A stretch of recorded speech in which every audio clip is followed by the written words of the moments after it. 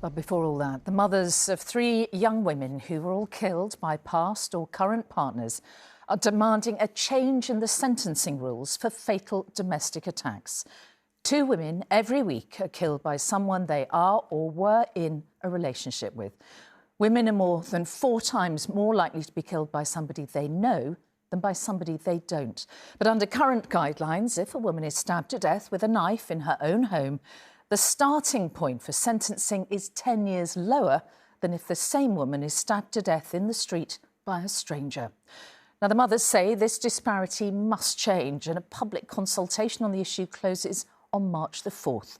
Julie Etchingham has been investigating for ITV's Tonight programme, and a warning: the mothers' descriptions of how their daughters died are pretty distressing. Julie Devi, Carol Gould and Elaine Newborough's friendship is one born of the most tragic of shared circumstances. Their daughters were all killed in violent domestic attacks. Coming together just gives you some sort of strength, I think. We've all been through something so horrific, you don't need to say it. You don't need to describe any of it because they know. Elaine's daughter Megan was just 23 when she was strangled while on a date with a man she met at work. She went to his house because his parents were out. Things must have escalated very quickly because within the next 40 minutes she was dead.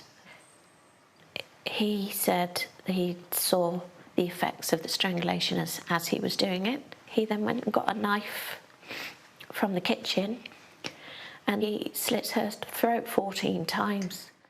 Julie's daughter, 24-year-old Poppy, was stabbed to death by her former partner while she was asleep in bed. Pulled her down by her hair and turned her over and sat on it and continued stabbing. There were stabs through her skull and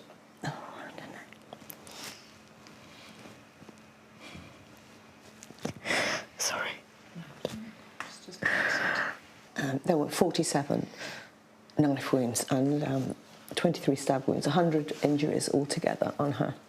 And Carol's daughter Ellie was just 17 and revising in the kitchen of their family home when she was attacked and killed by a pupil at her school after she ended their 3-month relationship. He was angry because she had rejected him. He then picked up a knife and he stabbed her 13 times in the neck. All 3 thought their suffering couldn't get any worse, but then they heard about the sentences given to the men and were devastated. Ellie's killer, Thomas Griffiths, was a few months from his 18th birthday and was sentenced as a juvenile. He received 12.5 years. Joe Atkinson was jailed for a minimum of 16 years for Poppy's murder. The judge in Ross McCullum's trial sentenced him to serve a minimum of 23 years, citing cutting Megan's throat, a very substantial aggravating factor. The sentences hinge on the fact that knives already in the home were used to commit the murders. This carries a minimum tariff of 15 years. Had the women been stabbed in the street with a knife intentionally taken to the scene, the starting point would be 25 years. It's the mothers' campaign over this 10-year disparity which has in large part prompted the government to act. It commissioned a review of domestic homicide by leading barrister Claire Wade KC, published last year. Some of her recommendations have already been implemented by the government, leading to longer sentencing straight away. But crucially and controversially, the review did not recommend raising the minimum tariff for domestic homicide from 15 to 25 years. Those who agree with this point to significant complexities around domestic violence. If the minimum tariff was raised from 15 years to 25 years, then it would have the impact of indirect discrimination against women who kill their intimate partners, because we know that almost all women do so because they're a victim of his abuse. If they had managed to defend themselves and survive, they shouldn't then be sent to prison for 25 years plus. But other campaigners insist such an anomaly could be addressed by the legal system in order to protect such women. It is a complex legal issue, but for the mothers it's simple. They want equality before the law in memory of the daughters they say weren't afforded it.